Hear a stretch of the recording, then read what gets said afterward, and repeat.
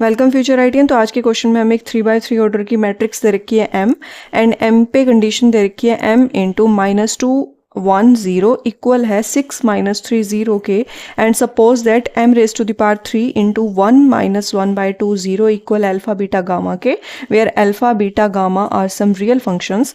So we have to find the value of mod of lambda. तो इसके लिए एक शॉर्ट ट्रिक मैं आपको बताने वाली हूँ। देखिए, सबसे पहले हमारे पास जो आइगन वैल्यू और आइगन फंक्शन की कंडीशन होती है वो होती है कोई भी मैट्रिक्स है उसके साथ कैपिटल एक्स इक्वल में lambda capital X, where lambda जो है हमारा क्या होता है, आइगन वैल्यू होता है, और x जो है ना वो एक नॉन जीरो वेक्टर होता है जो कि लैम्डा के कोरस्पॉन्डिंग कहलाता है आइगन वेक्टर।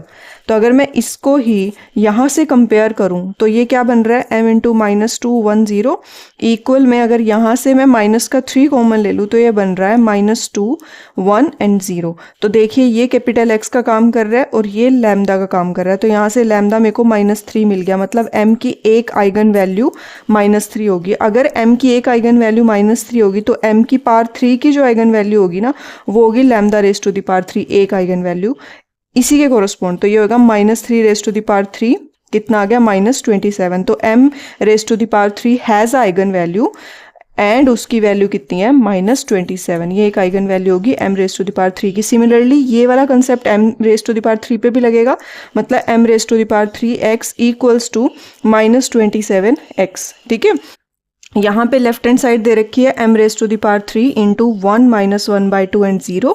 तो यहाँ से मैं क्या कर सकती हूँ, देखिए यहाँ पे अल्फा बीटा गामा दे रखा है तो मतलब -27 इंटू 1 -1 by 2 एंड 0 आना चाहिए।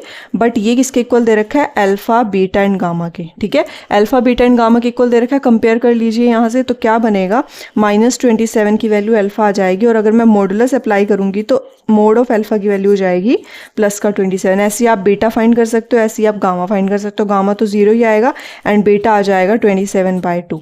ठीक है, तो यहाँ से मोड ऑफ अल्फा की वैल्यू कितनी आ गई, 27। तो ये ऑप्शन मतलब यहाँ पे फिल इन द ब्लैंक्स में 27 आ जाएगा। ठीक है, आई होप आपको ये शॉर्ट ट्रिक समझ आई होगी। ये गेट के एग्जाम में आई हुए क्वेश्चन है जो कि हमारे जितने भी असिस्टेंट प्रोफेसर के एग्जाम है या जो भी ऑब्जेक्टिव पेपर होते हैं मैथमेटिक्स से रिलेटेड उनमें आ सकता है। तो ये कंसेप्ट आप यूज़ कर सकते हो। आई होप आपको समझ आया होगा। अगर समझ आया तो ऐसे ज़्यादा से ज़्यादा कंटेंट के लिए प्लीज़ चैनल को सब्सक्राइब कर लें and thanks a lot for watching. Thank you.